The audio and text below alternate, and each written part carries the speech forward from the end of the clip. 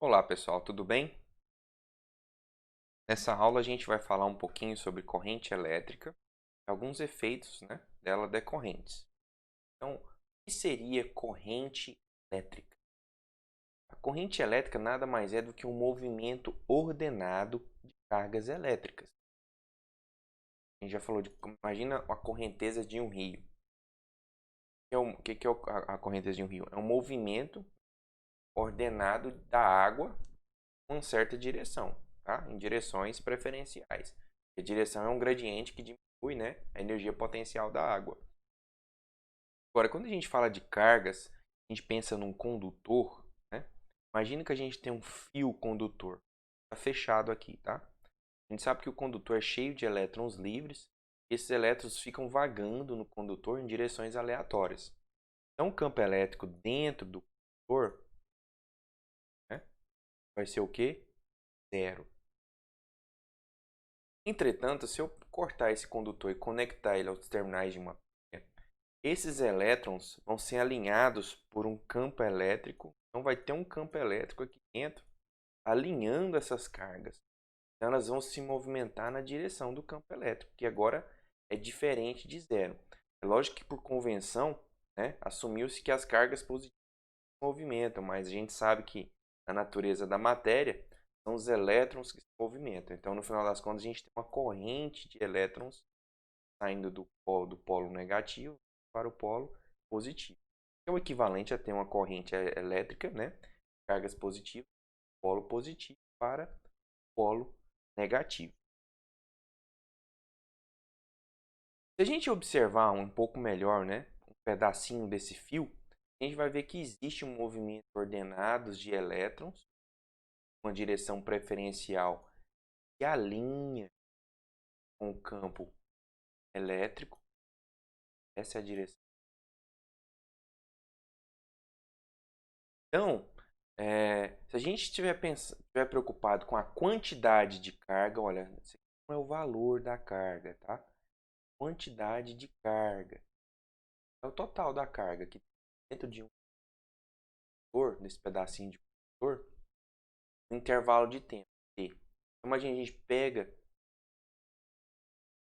um pedacinho, marca o intervalo de tempo e conta quantas cargas passam por aqui. A definição de corrente é o quê? É o tanto de carga que passa por unidade de tempo.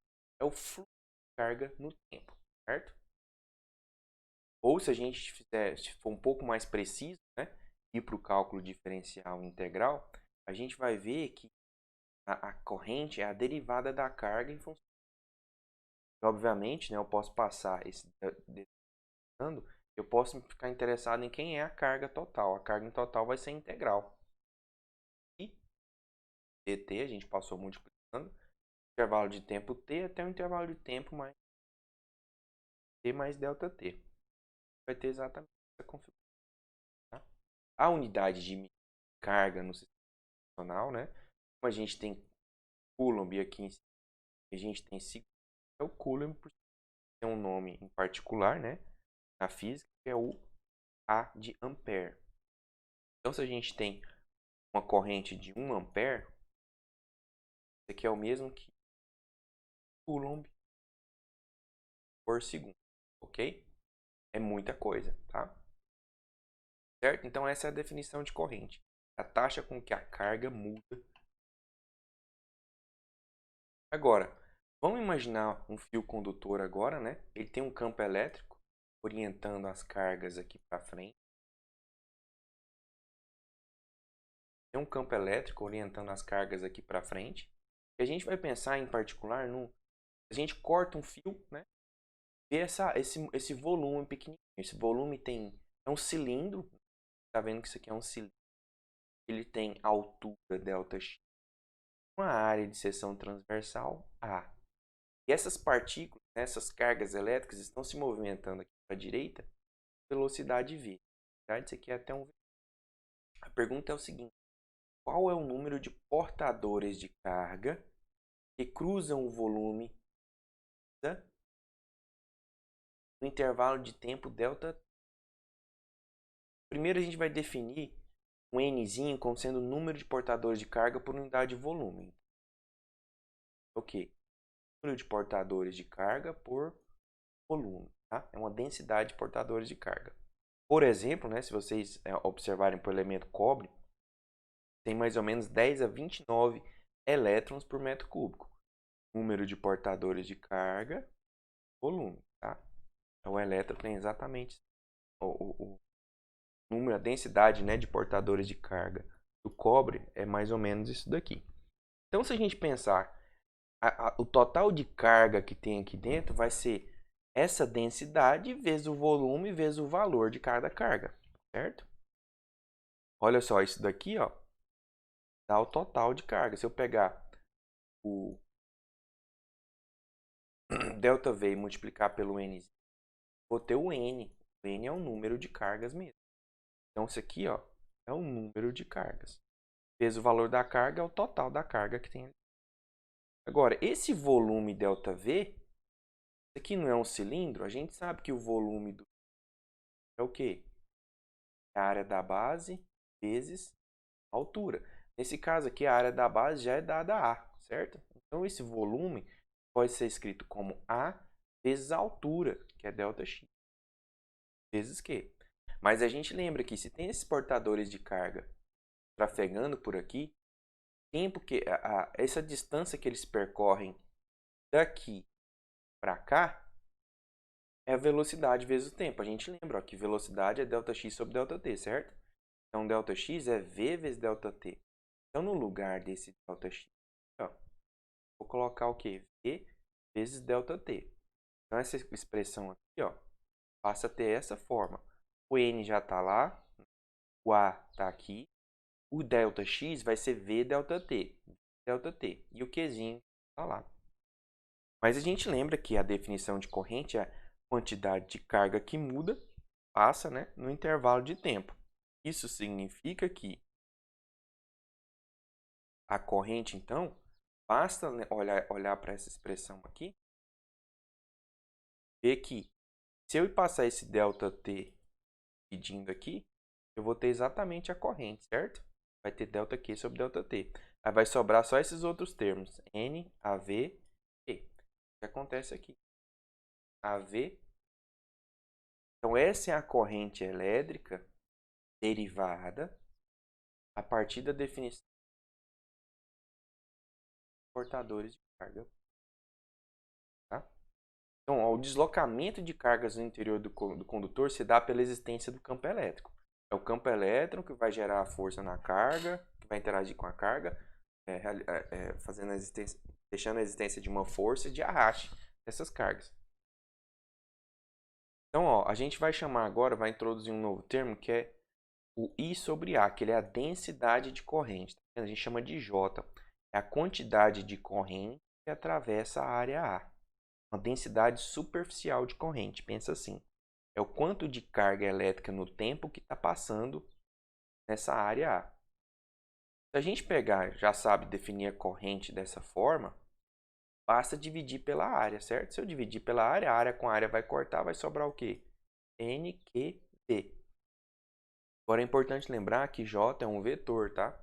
Isso aqui só é válido quando a corrente e a velocidade de arraste, tá? Tá na mesma direção do campo elétrico. E aí, a unidade de J é o quê? Se J, ó, pensa bem, se J é I sobre a unidade de J é o quê? E corrente é o quê?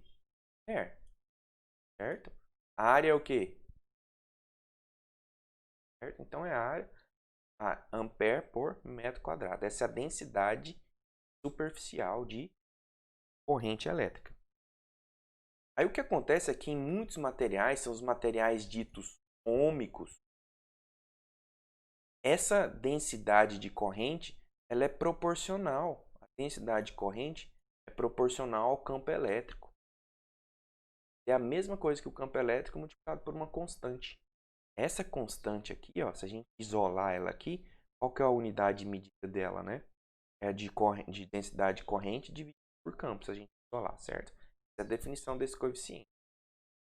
Então lembra, materiais ditos ômicos, a densidade de corrente é proporcional ao campo elétrico e a constante de proporcionalidade dada por C, tá? Por que que isso é importante? Olha só, pensa o seguinte, a gente tem um pedaço desse motor, tem um campo elétrico aqui uniforme fazendo um arraste de carga, né? Essa carga sendo arrastada é uma corrente. Então a gente tem um potencial B e tem um potencial A e tem um tamanho desse trecho do fio que a gente cortou. A gente sabe que a diferença de potencial B e A é VB menos VA, certo? Como o campo elétrico é uniforme, já viu anteriormente que a diferença de potencial de um campo elétrico uniforme, lembra lá de um capacitor? Lembra? É dada por campo vezes distância, certo? Então, se a gente igualar esses dois termos, a gente vai ver que campo elétrico, né, solar, é a diferença de potencial dividido pelo comprimento. A gente já viu lá que a densidade de corrente é proporcional ao campo, certo? Então, a densidade de corrente é proporcional ao quê? Se o campo é dado por ΔV sobre L, vai ser si vezes o campo. O campo é o quê? ΔV sobre L. Mas a gente viu lá na frente que a densidade de corrente, por definição, é a quantidade de corrente que passa por quantidade de área. Então, a gente pode, no lugar desse J aqui, ó, termo. Então, no lugar de J substituir termo, eu vou ter o quê? I sobre A, que é o J, é igual à expressão que a gente já tem lá do outro lado. Se a gente separar isso direito, a gente vê que ΔV é L dividido por sigma A vezes I. Lembrando, quem que é ΔV? dp. Conhece como diferença de potencial. Quem que é L? É o comprimento do fio. O que é sigma? Essa constante de proporcionalidade, né, que ocorre entre a corrente, a densidade de corrente e o campo elétrico. Né? E o que é A?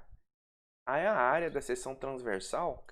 Imagina que você corta o fio e olha ao longo dele, você vê a área. Tá? A área é essa daqui.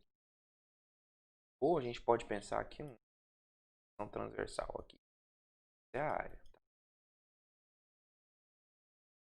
E aí, a gente vai ver que esse sigma, né, vocês acabaram de ver, ele surge lá da proporcionalidade entre a densidade de corrente elétrica e o campo elétrico, e é conhecido como condutividade.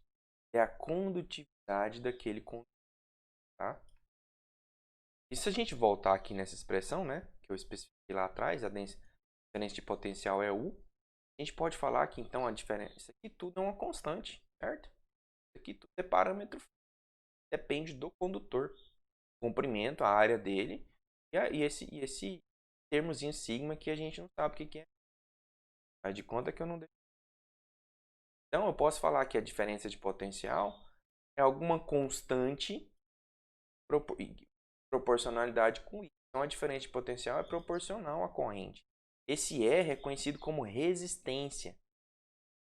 O R é a resistência. E ele é dado por quem? O R é esse termo todinho. Tá? É L sigma sobre A. O valor de resistência é o quê? Se eu olhar para essa expressão aqui, ó, né, e isolar o R, vou ter que R é igual ao quê? U sobre. Então, o valor de resistência é o quê? O volt por ampere. Volt por ampere é comumente ohm. Mas se olhar em detalhes, né, eu sei que a resistência é dada por L sobre sigma A. Esse sigma é conhecido como condutividade.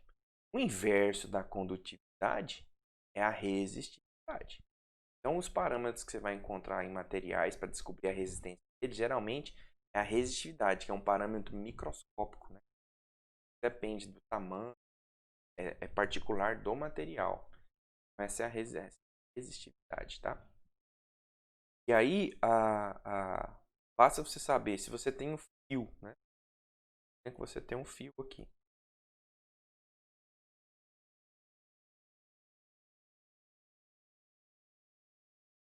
Você sabe o comprimento dele.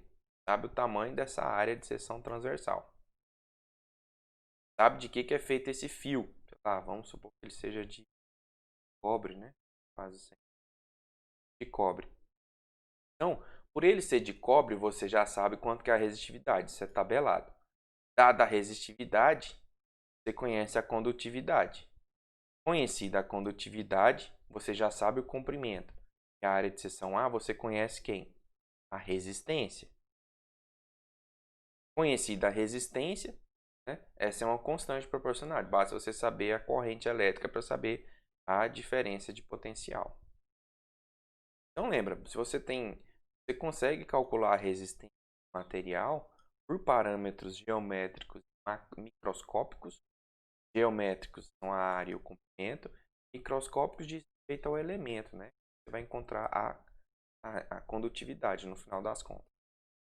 Então você consegue, você não precisa usar sempre U igual a R vezes I. Você precisa aplicar uma corrente, aplicar uma diferença de potencial, medir a corrente, deduzir a resistência.